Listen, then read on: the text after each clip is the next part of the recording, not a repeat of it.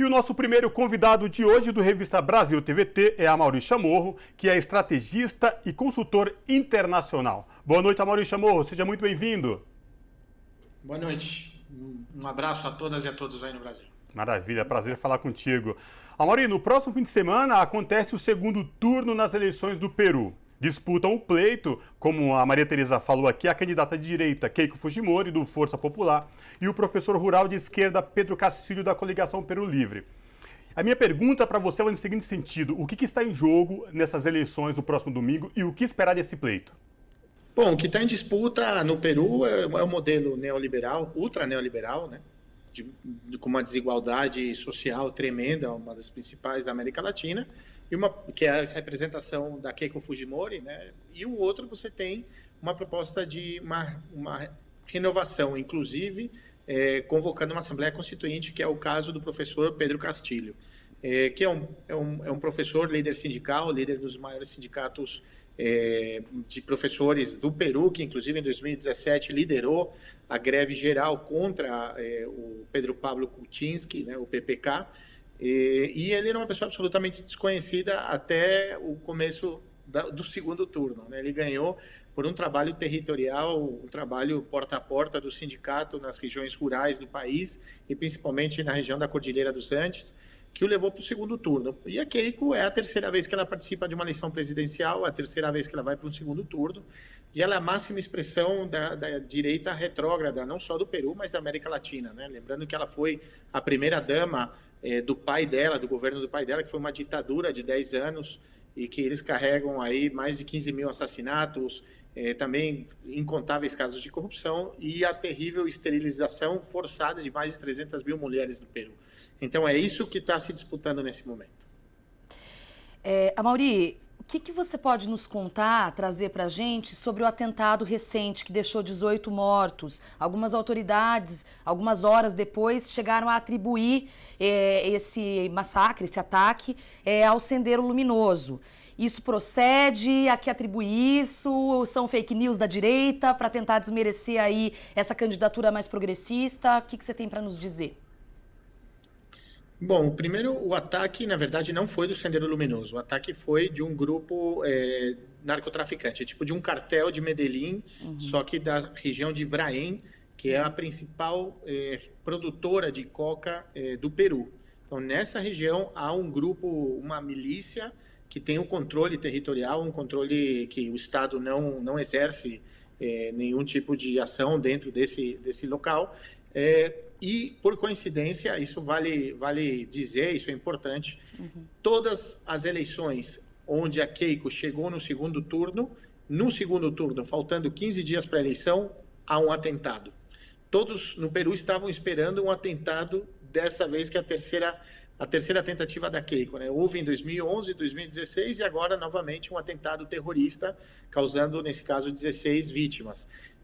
O que acontece? A direita peruana tenta posicionar o professor Pedro Castillo e também o Peru Livre como um partido e um candidato que representam o Sendero Luminoso, que foi um grupo terrorista de esquerda que houve durante 20 anos. Teve uma ação muito violenta no Peru, houve uma guerra civil no Peru contra o Sendero Luminoso, só que o Pedro Castillo não tem nenhuma relação, nenhuma referência e nem o partido dele. Então, a direita tenta posicionar o Pedro Castillo como uma representação de uma esquerda terrorista que traumatizou, sim, o Peru durante todo esse tempo. E, claro, isso há um efeito, sim, na dinâmica da intenção de voto, há uma diminuição da intenção de voto no Pedro Castillo, resultado desta ação. Porém, não é verdade, ele não vem de um grupo terrorista, não militou lá e o partido e a sua campanha não tem nada a ver com o Sendero Luminoso. E, inclusive, o atentado não foi do Sendero Luminoso, foi de um grupo narcotraficante. Isso tem que ser É importante deixar destacado, até porque é uma região que eu li, que é um território bastante vulnerável, e aí acho que piora tudo, né? Essa construção da mentira. Exato, é um território onde o controle territorial é exercido por um grupo paramilitar que produz coca, é isso. É isso. E esse grupo foi o que realizou um atentado contra a população civil, assassinando 16 pessoas numa chacina terrível. Porém, sempre, todos os anos que tem eleição e que a Keiko chega no segundo turno, acontece a mesma coisa. Então, neste caso, causa-se um efeito distinto do que aconteceu nas outras eleições, que nunca uma pessoa de esquerda havia chegado no segundo turno do Peru. E pior, na América Latina, um homem tão de esquerda, né, que é o caso do professor Castilho. Então, esse relato, essa narrativa de que o professor Castilho, que é supostamente de extrema esquerda, que tem relação com um grupo terrorista, então por isso que houve o atentado, porque o que eles querem fazer é gerar um medo na população para não votar pela Keiko, que é absolutamente mentira. Agora, Amaury, também o que vem chamando a atenção, né, não só no Peru, como em outras eleições nos países aqui na América Latina por inteiro, é as fake news ganhando destaque nas eleições. E aí no Peru, quer dizer, no Peru, no próximo final de semana não é diferente. Eu queria que você trouxesse uma análise para a gente desse fenômeno que se repete, inclusive já chamando para uma possível fraude. O resultado nem saiu ainda, mas já se começa a questionar uma possível fraude, já trazendo mais novas fake news antes mesmo do pleito começar. Vamos lembrar aquilo que a gente viveu no Brasil, é exatamente o que se replica na América Latina.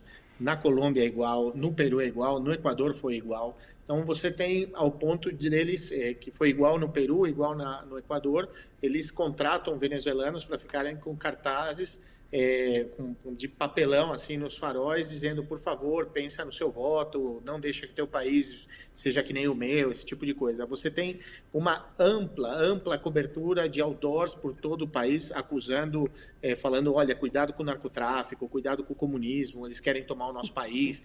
Então você tem uma ação muito ostensiva, e isso é comum, porque a direita ela não tem capacidade de chegar no voto popular e ter esse alcance como a esquerda tem.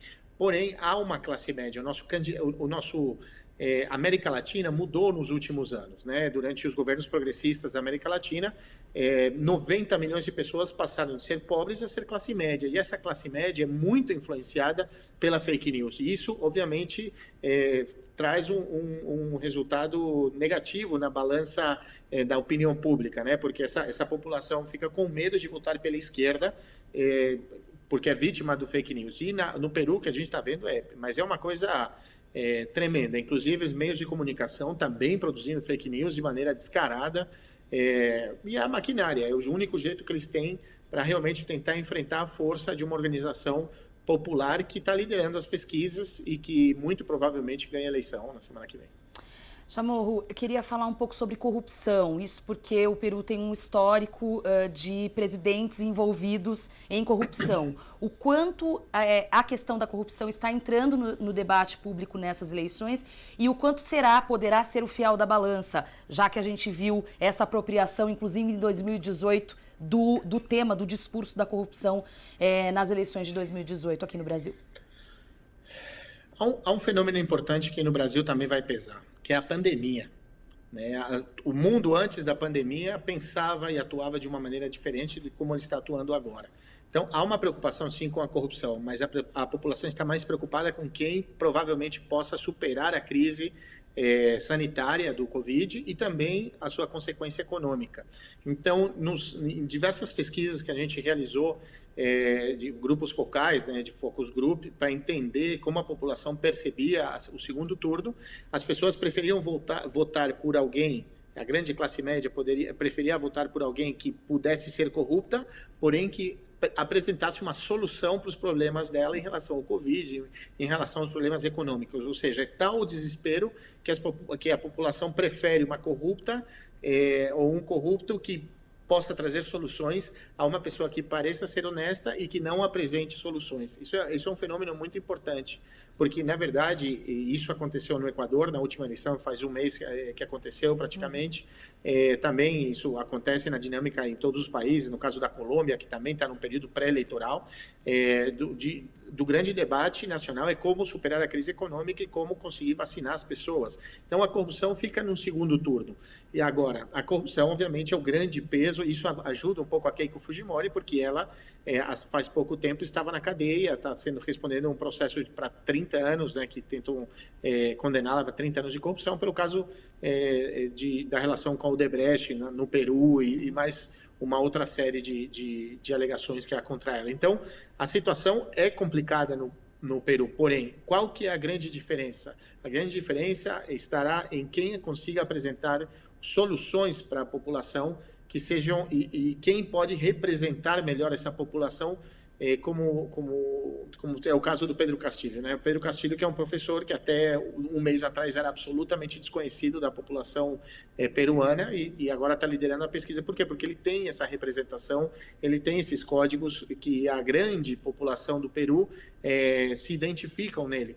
Porém, disputa também com uma classe média muito presente em Lima e também ao redor de Lima, sabendo que Lima chega a pesar quase 40%, dependendo do volume de votantes, pode chegar a entre 30% e 40% do total de votos do país. Então, a gente sabe dessa disputa entre os setores rurais andinos e dessa periferia da capital, Lima, e também de Lima, né? Então, essa modificação na dinâmica eleitoral pode acontecer a partir da dinâmica em Lima e no resto. E em Lima, nesse caso, o Keiko é muito forte, ela tem um teto relativamente baixo, né, de pessoas que não votariam por ela jamais, porém, na cidade de Lima, ela tem mais força, inclusive porque o Pedro Castillo ele é visto como uma pessoa que sai do campo até a cidade, um indígena que tenta chegar ao poder, um país que está acostumado a ter presidentes estrangeiros, brancos,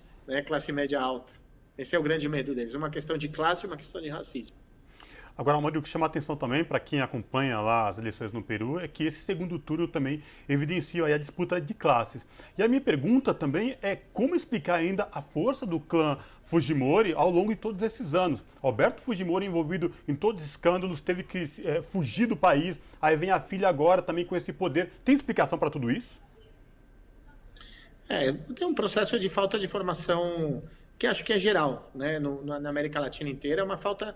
houve uma mudança econômica, né, uma das condições de vida de todo mundo, inclusive o Peru também melhorou a sua situação econômica, porém não foi acompanhada com um processo de educação, de formação social, cultural, de educação geral, que ajudasse também política, que ajudasse a sociedade, essa nova classe média, a entender a dinâmica do seu entorno, né? A diferença do Brasil, o Peru nunca foi governado pela esquerda. E agora há uma oportunidade, ao que tudo indica, o Pedro Castillo ganhará a eleição. Porém, a Keiko Fujimori, ela representa um setor muito conservador, um setor violento, agressivo da direita peruana, um setor que mata, inclusive, né? A gente sabe do historial da ditadura do pai dela, e que, ao mesmo tempo, consegue agregar, nesse momento, aquelas pessoas que têm medo da esquerda. A Keiko Fujimori tem uma intenção de voto, que também é um setor conservador médio que tem medo do Pedro Castillo. Porque o Pedro Castillo é do interior, porque o Pedro Castillo é indígena, porque o Pedro Castillo é de esquerda, então não que necessariamente eu vote pela Keiko. Eu estou votando contra o Pedro Castillo. Assim como mais da metade dos votos do Pedro Castillo tem a ver com o quê? Com esse anti-fujimorismo. Também. Então, a gente tem um posicionamento de dois candidatos que conseguem agregar o voto ante o outro, não nele como uma opção. Então, isso muda um pouco a dinâmica e a narrativa da campanha, como ela tem que ser feita. Chamorro, queria falar um pouco de história. A gente pincelou a questão da ditadura. A América Latina foi marcada por ditaduras e cada país tem uma memória diferente sobre isso. Então, os argentinos, por exemplo, eu costumo dizer que tem uma consciência criada a esse respeito. No Brasil, a gente vê, inclusive recentemente, o tal do revisionismo histórico, pessoas, inclusive, questionando o regime ditatorial. Como é essa relação da população peruana com o regime ditatorial? Que o Fujimori, ele deu um golpe de Estado, ele deu um autogolpe, né? Ele era candidato, ele era presidente, ele deu um golpe de Estado, onde ele tomou o poder, todos os poderes do Estado e transformou o país numa ditadura que, naquele momento, trouxe, sim, uma melhora econômica para setores mais pobres, né, do Peru.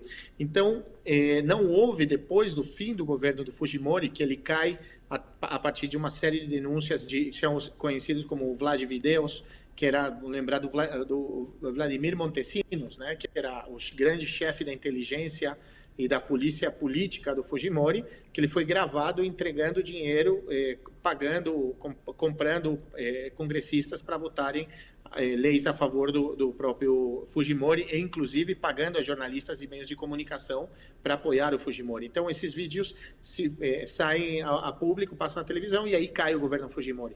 Porém, depois disso, não houve houve uma comissão da verdade, mas que não teve a profundidade necessária para que a população reconhecesse as atrocidades cometidas pelo Fujimori. Por exemplo, durante a campanha, a Keiko Fujimori, ela argumenta que a esterilização forçada de mais de 300 mil mulheres, algo que a gente viu parecido, feito no nazismo, né? Você, uma mulher pobre que foi dar à luz, eles cortavam as trompas das mulheres sem perguntar se eles queriam ou não, simplesmente para tentar conter a pobreza. É a política de extermínio. Então, até o devido momento, não houve o Estado peruano, a sociedade peruana e principalmente os meios de comunicação não permitiram um trabalho de comissão da verdade profundo e que se entendesse o que isso representou ao Peru. Porém, no Brasil também acontece isso, né? O Brasil, inclusive o processo da volta à democracia foi um grande acordo das elites para permitir a volta da democracia, porém nenhum militar foi condenado por absolutamente nada, né?